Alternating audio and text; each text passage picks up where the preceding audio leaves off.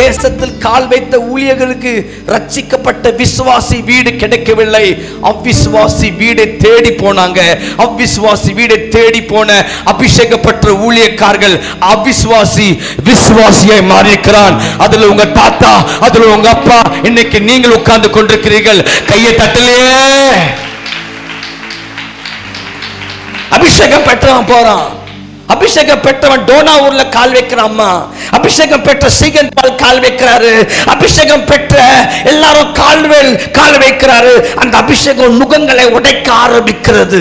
நுகங்களை உடைத்து உடைத்து உன்னுடைய மனக்கண்கள் திறந்து அவர்தான் தெய்வம் என்பதை அறிந்து கொண்டோம். இன்னைக்கு அது நடக்க விட மாட்டேன்றான் பிசாசு. நீ சர்ச்சில் பாடலாம், ஊழியம் அல்ல. மேபி அருமையான தம்பிங்க நல்ல கீபோர்டு வாசிக்கலாம், நல்ல இசை வாசிக்கலாம். இது ஊழியம் அல்ல. தப்பா நினைச்சுக்காதீங்க தம்பிங்களா, உங்களுக்கு புரியும். நான் ஏற்கனவே பிரசங்கம் கேட்டிருப்பீங்க. ஊழியம் என்பது திறமை. ஆனா அந்த ஏனஸ் தம்பி மேல ஒரு அபிஷேகம் இருக்கு தெரியுமா? கீபோர்டு வாசிக்கிறதுக்கு அல்ல. அந்த அபிஷேகம் சுப்பிரமணிக்கு பிறந்த ராஜுக்கு விடுதலை கொடுப்பதற்காக தான் அந்த அபிஷேகம். அதை புரிந்து கொண்ட லீனியஸ் அது அல்ல ஊழியம் என்பதை புரிந்து அறிந்து ஏதோ சண்டே சர்வீஸ்ல வர்ஷிப் பண்ணோம், கீபோர்டு வாசிச்சோம். மீதி 6 நாட்கள் ஏதோ ஒரு கிராமத்தை தேடி போவதுக்கு அந்த அபிஷேகம் தட்டி எழுப்போம். இங்க இருக்கிற கேமரா தம்பி, அந்த தம்பி அபிஷேகம் பெற்ற தம்பி, அவருக்கு யாராவது போதிச்சிருக்கலாம், அப்பா நீ கேமரா எடுக்கிறதா ஊழியம். போய் நான் வாழ்றதுக்காக இப்படியாப்பட்ட பசங்களை கூட வச்சு ஜாலரா அடிக்கிறேன். ஆனா இது ஊழியம் அல்ல. இந்த கேமரா தம்பிக்குள்ள ஒரு அபிஷேகம், ஒரு கிராமத்துக்குள்ள ரட்சிக்கப்படாத பிள்ளைகிட்ட அந்த தம்பி போனோம். அதுதான் வர வேண்டிய யோசனை. கையை தட்டலையே. 21வது வயதுல என்ன ஆண்டவர் ஊழியத்துக்கு கூப்பிடுறாரு. எல்லாம் வேலை வெட்டியெல்லாம் விட்டுட்டு வந்துடுறேன். அப்ப ஃபேஸ்புக் இல்லை, யூடியூப் இல்லை, பாவங்கள் போக்கவே பாட்டும் பாடல. எனக்கு யாருமே தெரியாது. அப்ப நான் எந்த கிறிஸ்துவ மீட்டிங் எனக்கு இல்லை. அப்ப ராஜு என்ன பண்ணிட்டு இருந்தான்? அப்போ ராஜுக்குள்ள வந்த பாரம் என்ன? என் ஃப்ரெண்ட்ஸ் வீட்டுக்கெல்லாம் போனேன். யாரெல்லாம் ரட்சிக்கப்படலையோ, எனக்கு யாரும் பிரசங்கம் பண்ணல, எந்த கேம்புக்கு போல. ரட்சிக்கப்பட்ட உடனே எனக்கு மனக்கண்கள் திறக்கப்பட்டு என்னுடைய நண்பர்கள் இயேசு அறியவில்லை என்ற நரகத்துக்கு போயிடுவாங்களே. ஐயோ, என் ஃப்ரெண்ட்ஸ் எல்லாம் இயேசு அறியாம இருக்கிறாங்களே, நான் அவன் கூட குடிச்சேன், அவன் கூட பாவம் பண்ணேன், இப்ப நான் அவங்களுக்கு இயேசு பத்தி பேச வேண்டிய கடமை என் மேல இருக்கு. நான் பேசாம போன அந்த ரத்த பலி என் மேல விழும். என்ன பரிசுத்த ஆவியானவர் அங்க ஏவினார். சண்டே கிளாஸ் ஆரம்பிச்சேன். என் ஆரம்ப ஊழியமே சண்டே கிளாஸ் தான். 2006 பாவங்கள் போக்கே வந்தது. அப்போ எனக்கு யாரும் தெரியாது. கொஞ்சம் கொஞ்சமா ஊழியத்தில் என்னை ஆண்டவர் பயன்படுத்துறார். நினைச்சு பார்த்தா என்ன ஆயிடுச்சு? என் சண்டே கிளாஸ் மினிஸ்ட்ரி போயிடுச்சு. இயேசுவை அறியாத வீடுகளுக்கு போறதெல்லாம் போயிடுச்சு, கிராமங்களுக்கு போறதெல்லாம் போயிடுச்சு. பாவங்கள் போக்கவே வந்த உடனே, உலகத்துக்கு என்ன தெரிந்த உடனே, என்ன அதிகமான நேரம், அதிகமான பணம், அதிகமான பெலன் இயேசுவை அறிந்த கூட்டத்துக்கு கொடுக்க ஆரம்பிச்சிட்டேன். தூத்துக்குடி கூப்பிட்டாங்க, சென்னைக்கு கூப்பிட்டாங்க. நான் போகக்கூடாத இடங்களுக்கெல்லாம் போக ஆரம்பிச்சேன். வெளி தேசத்துக்கு போக ஆரம்பிச்சேன். அடேங்கப்பா, அவ்வளவு பெரிய சந்தோஷம். என்னை ஆண்டவர் பயன்படுத்துறார். எல்லாம் கேட்பாங்க, எங்க போயிருந்தேன்? நான் துபாய்க்கு போயிருந்தேன். அப்படியா ராஜு? குப்பை தொட்டில சாப்பிட்டவன், ஏழை குடும்பத்தை பிறந்தவன். அவ்வளவு சந்தோஷம். ராஜு எங்க போயிருந்த? மலேசியாவுக்கு போயிருந்த. ராஜு எங்க போயிருந்த? யூரோப்புக்கு போயிருந்த. ராஜு அங்க போன. என் கூட்டத்தில் திரளான மக்கள் வந்தாங்க, தொடப்பட்டாங்க. அவ்வளவு பெரிய சந்தோஷம். ஆனா கொஞ்சம் கொஞ்சமாய் எனக்குள்ள இருந்த அபிஷேகம், அது இயேசுவை அறியாத ஒரு கூட்டத்துக்கு தேவை என்ற உணர்வே என்னை விட்டு விலக போக ஆரம்பித்தது. என் அருமை சகோதரா சகோதரி, நான் ஒரு பெரிய பாவியாய் மாறிக்கொண்டிருந்த, ரட்சிக்கப்பட்ட பாவியா மாறிக்கொண்டிருந்த. அதனால தான் இப்போ ரொம்ப கேர்ஃபுல்லா இருக்கிறேன். மீட்டிங் மேல மீட்டிங் போயிட்டே இருந்தேன். ஷூட்டிங்கு, மீட்டிங்கு, ஈட்டிங்கு, ஷூட்டிங்கு, மீட்டிங்கு, ஈட்டிங்கு, ஸ்லீப்பிங்கு, காணிக்க டேக்கிங்கு, நல்லா வயிற்ற நிரப்பிங்கு. ஊழியம் ஆயிடுச்சு. எனக்கு தெரியல, இங்கே வந்து செய்வதுக்கு நான் ஒன்றும் கஷ்டப்படல. எனக்கு டிக்கெட்டை போட்டு ரூமை கொடுத்து அழகாக ஏசியில் வைத்து படுக்க வைத்துக்கிற சமையா. இதுக்கு என்னுடைய உழைப்பு 1% கூட இல்லை. நல்ல கவனமா கேளுங்க. இதுதான் என்னை போல பாட்டு பாடுறமாகட்டும், ஊழியக்காரங்க ஆகட்டும், இன்னைக்கு எங்க இருக்கிறாங்க கேளுங்க. பேரு கேட்டா இவாஞ்சலிஸ்ட். என்ன லிஸ்ட் இது? இவாஞ்சலிஸ்ட். எங்க இருக்குது? கிறிஸ்டியன் கூட்டத்தில் உட்கார்ந்துங்குது. எங்க இருக்கு இவாஞ்சலிஸ்ட்? சர்ச்சில் பிரசங்கம் பண்ணிட்டு. பிரசங்கம் பண்ணிட்டு தப்பு இல்லை, தப்பு இல்லை. ஆனால் என் அபிஷேகம், என் அபிஷேகம், என்னை அழைத்த நோக்கம், பிரதானமான கட்டளை, பிரதானமான அழைப்பு, அழிந்து போற ஜனங்களுக்கு சுவிசேஷத்தை சொல்லி அவங்களை சீடர்களாக்கி அவங்களை ஞானஸ்தானம் கொடுத்து பரலோகத்தில் சேர்த்து விட வேண்டும். இதை தவறிட்டோம். எப்படி தவறணும்? கிறிஸ்தவத்தின் பெருக்கம். யூடியூப்ல ராஜு பேர் நல்ல பிரசங்கம் பண்றாரு. என் பிரசங்கத்தை கேட்டு நிறைய பேர் கூப்பிட ஆரம்பிச்சாங்க. என் பாட்டை கேட்டு நிறைய பேர் கூப்பிட ஆரம்பிச்சாங்க. இதுதான் ஊழியம், இதுதான் ஊழியம் நினைச்ச. இன்னைக்கு எல்லாரையும் பிசாசு கட்டி வைத்திருக்கிறான். அவங்களுக்கே தெரிய, சின்னதுல இருந்து பெருசு வரைக்கும் கட்டப்பட்டிருக்கு. நான் சொல்றேன் பாருங்கம்மா, ஆத்துமா தேடி போனவர்கள் இன்னைக்கு ஆத்துமா தேடாமல் சோத்துமாக்காக தேடி ஊழியத்தை பண்ணி கொண்டிருக்கிறாங்க.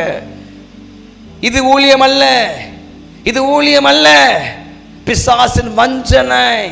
இன்னைக்கு நான் வந்திருக்கிறேன். அண்ணா என்ன வந்துக்கிறீங்க?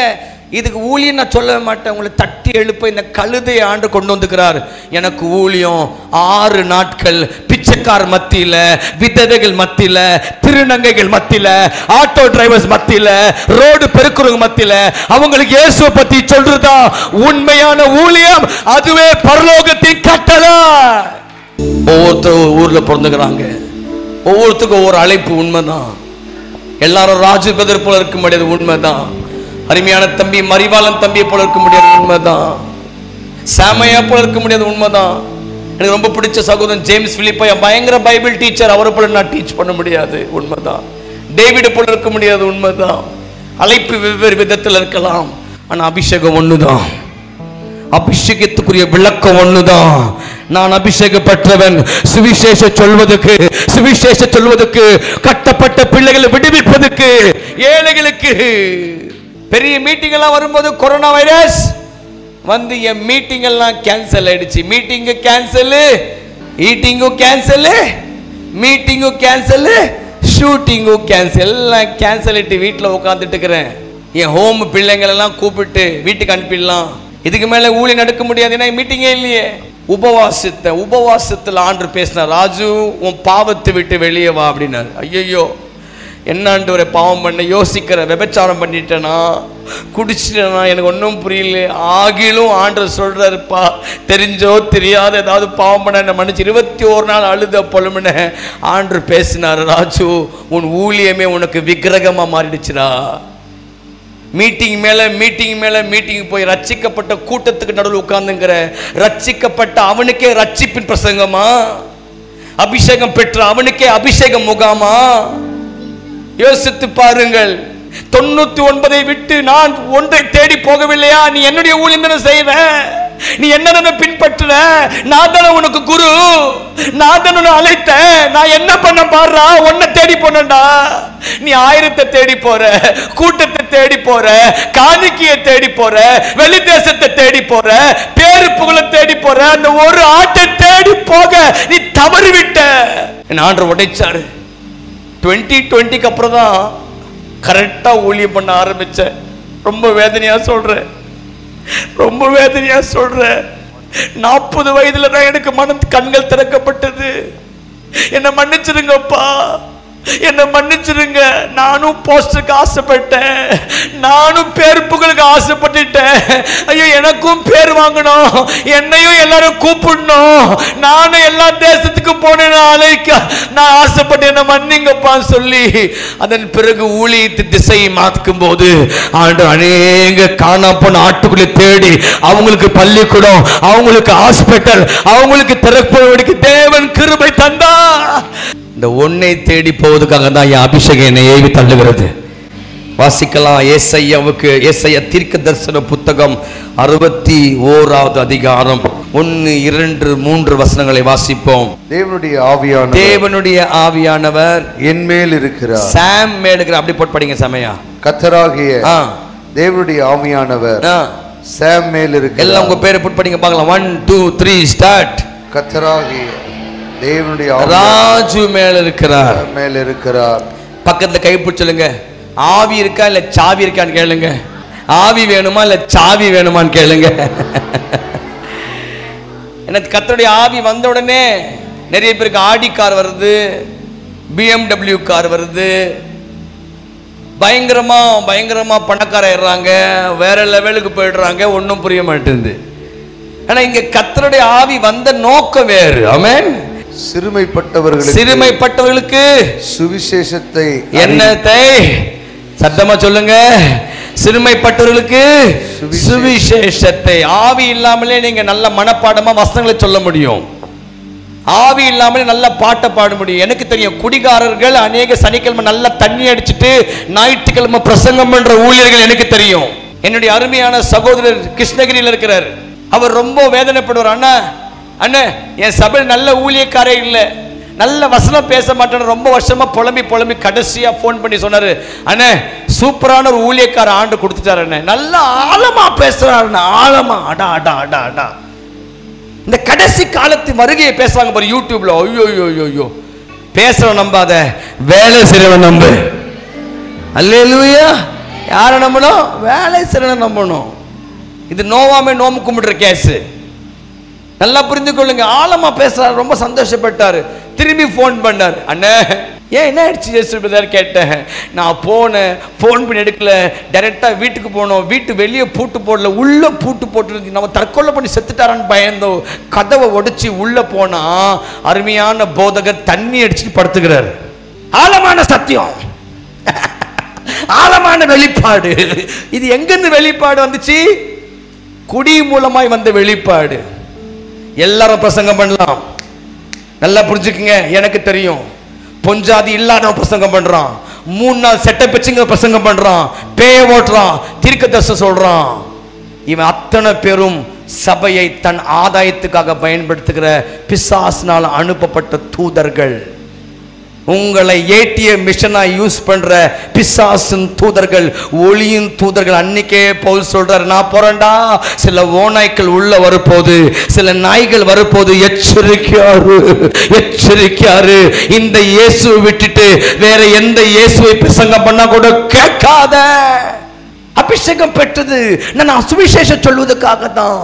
யாரா இருக்கலாம், நீங்கள் படித்திருக்கலாம், நீங்க MBA கிராஜுவேட், நீங்க டாக்டர், நீங்க யாரா இருக்கலாம், படிக்கவில்லை, ஏழை குடும்பம், பணக்கார குடும்பம், பெரிய வியாபாரி, பெரிய பெரிய சின்ன சின்ன தொழில், சின்ன சின்ன வேலை, யாரா இருக்கலாம். அவர்கள் மீது அபிஷேகம் இருப்பது உண்மையானால் அந்த அபிஷேகம் சுவிசேஷத்துக்காக, ஆத்துமாக்களுக்காக பயனுள்ளதாய் மாறி இருக்க வேண்டும். நறுமை சகோதரா சகோதரி, நன்றாக கவனமா கேளுங்கள். பாட்டு பாடிக்கிட்டே வாழ்க்கையை ஓட்டிருக்கலாம், பாடல் பாடி வீடியோ போட்டு பணத்தை சம்பாதிக்கலாம், சப்ஸ்கிரைபர்ஸ் எனக்கும் வந்திருப்பார்கள். என்னுடைய அழைப்பு அது பிழைப்பாய் மாறி இருக்கும். பிழைக்க வரவில்லை, பிறரை பிழைக்க வைக்க வந்திருக்கிறேன் என்பதை என்னுடைய அபிஷேகம் என்னை உறுதிப்படுத்துகிறது. கடைசியா ஒரே வசனம் சொல்லி நான் முடிக்க போறேன். 1 கொரிந்தியருக்கு எழுதின புஸ்தகம் 9வது அதிகாரம் 11வது வசனத்தை வாசிக்கலாம். சத்தமா நாங்கள் இந்த அதிகாரத்தை செலுத்தாமல், பக்கத்தை கைப்பிடி சொல்லுங்க. நிறைய பேர் அதிகாரத்தை செலுத்துறாங்க. என்ன பண்றாரு இவரு? அதிகாரத்தை நான் ஜெபம் பண்ணாதான் பேய் ஓடும். என் கிட்ட தான் ஆண்டு பேசுவாரு. ஜனவரி 1ஆம் தேதி என் கிட்ட மட்டும் தான் பேசுவார். பக்கத்துல கைப்பிடி சொல்லுங்க. ஜனவரி 1ஆம் தேதி உன்கிட்ட பேச மாட்டாரா? பைபிள் உனக்கு இல்லையா? அல்லேலூயா. உன்கிட்ட பேச மாட்டாரா? இந்த பழக்கத்தை நீங்க விடுற வரைக்கும் நீங்க உருப்படவே மாட்டீங்க. செட்டில்மெண்ட் ஆயிட்டோம், 10 பேருக்கு போது கண்ணீர் விட்டோம், இப்ப சபை 500 பேர் ஆயிடுச்சு. செட்டில் ஆயிட்டோம், சொந்த இடத்தை வாங்கிட்டோம், 500 பேர் தர காணிக்க தசமபாகம், பாஸ்டர்மா செட்டில் ஆயிட்டாங்க. ஏசி போட்டு உங்களை உட்கார வச்சுட்டாங்க. அன்னைக்கு இருந்த ஆரம்பத்தில் இருந்த ஆத்ம பாரம் போயிடுச்சு. ஒரு இடத்தை வாங்கணும், பிள்ளைங்க பிறந்துட்டாங்க, பிள்ளை காலேஜ் போறாங்க. அதே 50 பேர், ஒரு சீடர் இல்ல, ஒரு சீடர் உருவாக்க அனுப்ப யோகியத்தை இல்லை. இது தப்பா? வெளியே போய் ஊழியம் பண்ண, உலகத்துக்கு போய் சுவிசேஷம் தப்பா?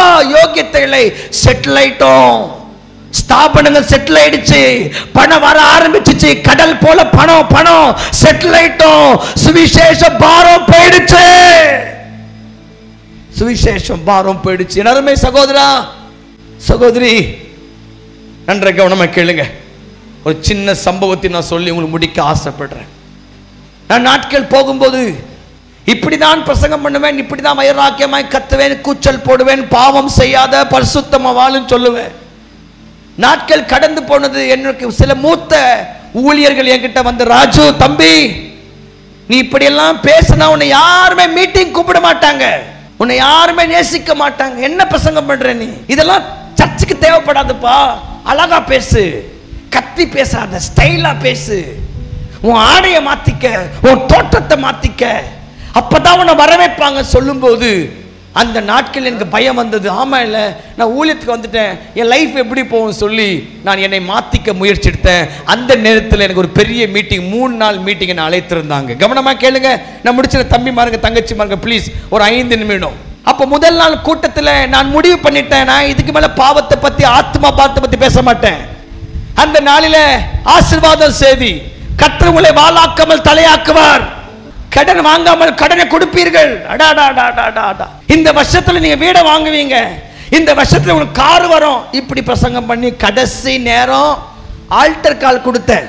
எத்தனை பேருக்கு கர்த்தருடைய ஆசீர்வாதம் வேண்டும் என்று கூப்பிட்டேன். நீங்க நம்ப மாட்டீங்க, அங்கிருந்த கிரௌடு ஃபுல்லா முன்னாடி வந்துட்டாங்க. ஃபர்ஸ்ட் டே கூட்டம். 2வது நாள் கூட்டம் சுகத்தை பத்தி பேசினேன். இப்ப நிறைய பாருங்க, ஹீலிங் ஹீலிங் ஹீலிங், நமக்கு அபிஷேகம் வந்துருச்சு, இன்னும் சுகத்துக்காக ஜெபிக்க யோகியத்தை இல்லை, தெரியவும் இல்லை, இன்னும் பால் குடித்து கொண்டிருக்கிறோம். பெயின்ஃபுல். பிள்ளைக்கு 30 வயசு ஆயிடுச்சு, இன்னும் கல்யாணம் பண்ணி தரல அப்பா. அவன் அப்பனா இருப்பானா? அதுதானே இப்ப நடக்குது. உனக்கு இன்னும் ஜெபம் பண்ண தெரியல. 10 வருஷம் கிறிஸ்டியன், மற்றவங்க வந்து ஜெபம் பண்ண உனக்கு. இன்னொரு ஸ்தாபனத்துக்கு ஃபோன் பண்ணி எனக்கு வயிற்று வலி, எனக்கு தலைவலி, ஏதோ எலுமிச்சம்பழம் போட்டுக்கிறாங்க, பயமா இருக்கு சொல்லி இன்னும் அதே வண்ணமா இருக்கிறீர்கள். நீங்கள் மனம் திரும்ப வேண்டும், உங்க ஆவிக்குரிய வாழ்க்கையை நீங்கள் புதுப்பித்துக் கொள்ள வேண்டும். கற்பம்பூச்சி ஓடுற வீட்டுக்குள்ள இயேசு வருவாரானால், நான் கூப்பிடும்போது, நீங்கள் கூப்பிடும்போது உங்க அறைக்குள்ள இயேசு இறங்கி வந்து உங்கள் அண்டை பேசுவது நிச்சயம். 2வது நாள் கூட்டம் சுகத்தை பத்தி பேசினேன். எல்லாம் பேசிட்டு ஆல்டர் கால் கூப்பிட்டு, எத்தனை பேருக்கு வியாதி சுகமாக வேண்டும், நுகங்கள் உடைக்கப்பட வேண்டும் என்று சொன்னேன். அங்கிட்டு இருந்து எல்லாரும் முன்னாடி வந்தாங்க. கடைசி நாள் கூட்டத்துக்கு என்ன ஆயத்தப்படுத்துறேன். ஆண்டவர் பேசுற, ராஜு 2 நாட்கள் உங்க மூலமா நான் பேசவே இல்லடா, 2 நாட்கள் நீ மாம்சமா பேசுன, நான் உனக்கு வார்த்தையை கொடுக்கவில்லை, நீயாகவே உணர்ச்சி வசப்பட்டு பேசுனேன்னு சொல்லும் போது என் உள்ளம் உடைக்கப்பட்டது. அழுத, என் பாவத்தை மன்னிச்சிருங்கப்பா, பயந்துட்டேன்ப்பா, எனக்கு அட்வைஸ் பண்ணாங்க ஆண்டவரே, அதனால என் பிரசங்கத்தை மாத்திக்கிட்டேன் அப்படின்னு சொல்லி அழுது புலம்பும்போது கடைசி நாள் சிலுவையை பத்தி பேச சொன்னாரு. என் சிலுவையை சுமக்க சொல்லு, சுயத்தை வெறுக்க சொல்லு, எனக்காக வாழ சொல்லு, ஒரு கூட்டத்தை எழுப்பு. ஆயத்த பண்ணிட்டு ஜெபத்தோடு அன்னைக்கு சாப்பிடவே இல்லை. நான் ஜெபம் பண்ணிட்டு வந்தேன், பிரசங்கம் பண்ணேன், சிலுவை தியாகத்தை பேசினேன், சிலுவையின் மேன்மையை பேசினேன், சிலுவையை சுமக்கப்பதுக்கு ஜனங்களை அழைப்பு கொடுத்தேன். கடைசியா இயேசுக்காக வாழ ஒரு கூட்டம் வேண்டும் என்று சொல்லி அழைப்பு ஆல்டர் கூப்பிட்டேன். நீங்க நம்ப மாட்டீங்க, 2 நாட்கள் திரளான கூட்டம் முன்ன வந்தாங்க ஆசீர்வாதத்துக்காக, சுகத்துக்காக. 3வது நாள் இயேசுக்காக வாழ ஒரு கூட்டம் வேண்டும் என்று கூப்பிடும் போது ஒருவரும் முன்னே வரவில்லை, ஒருவரும் முன்ன வரல. இயேசுக்காக சுவிசேஷம் சொல்வதற்கு ஒருத்தர் முன்னே வாங்க கூப்பிடும்போது ஒருவரும் முன்னே வரல.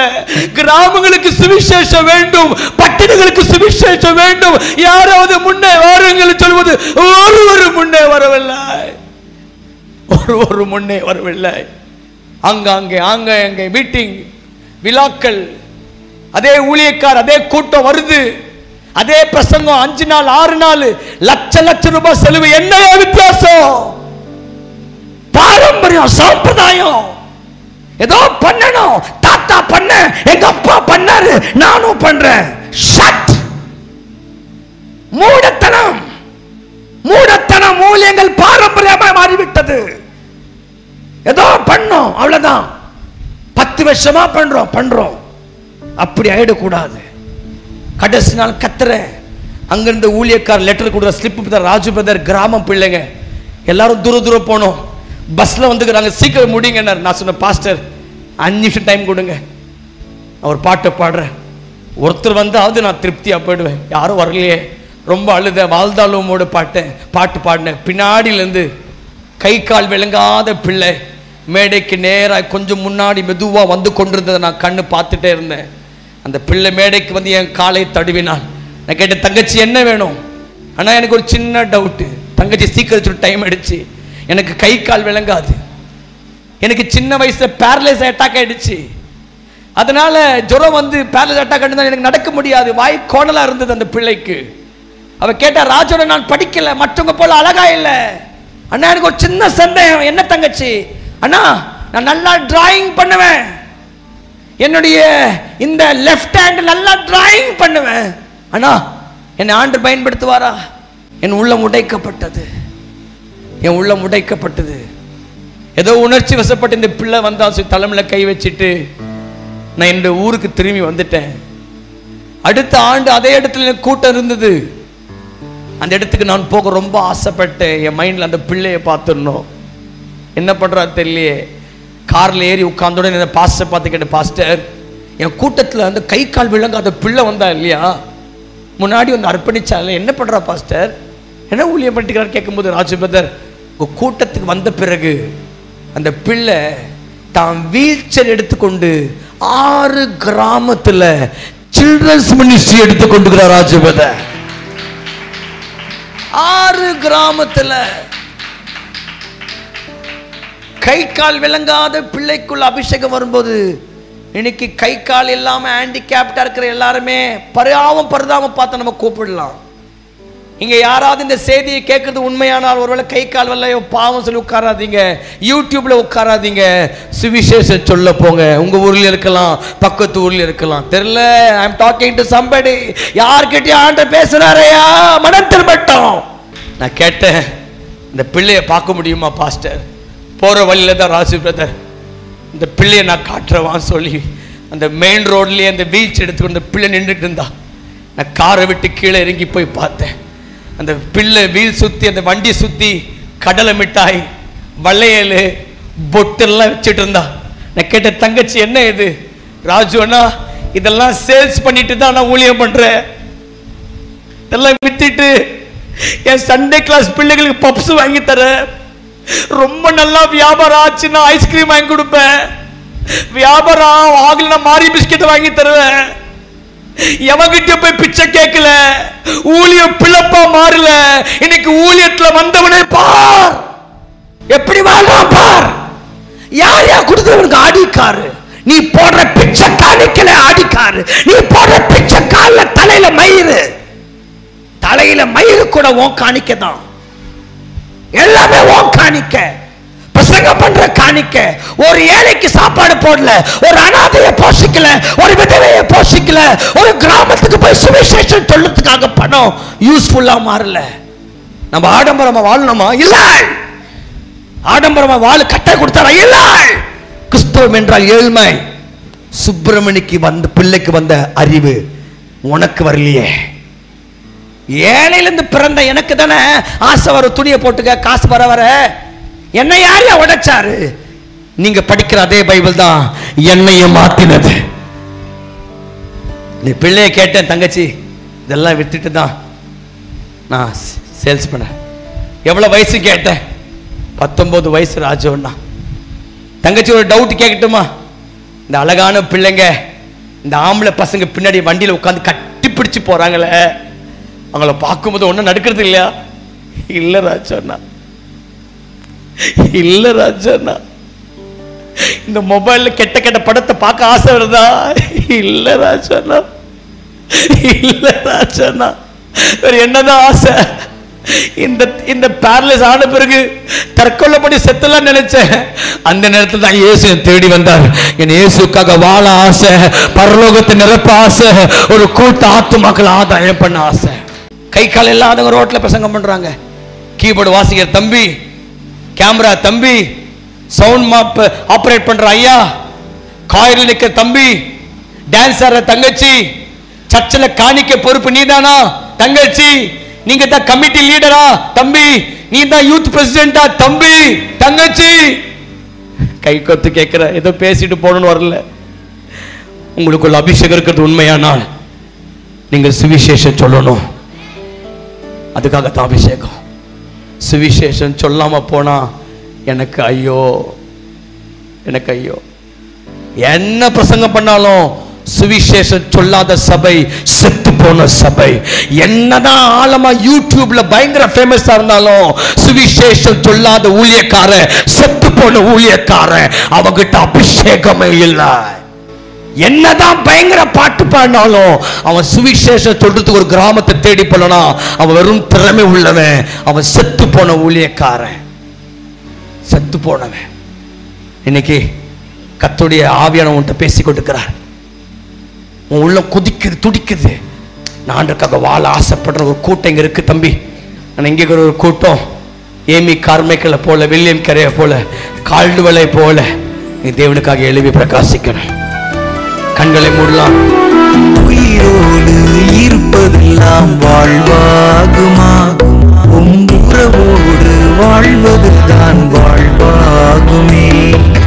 உழைப்பிற்காய் வாழ்வதெல்லாம் வாழ்வாகுமா? அழைப்பிற்காய் வாழ்வதுதான் வாழ்வாகுமே. எனக்கான ஆசைகள் சுயமாகுமே.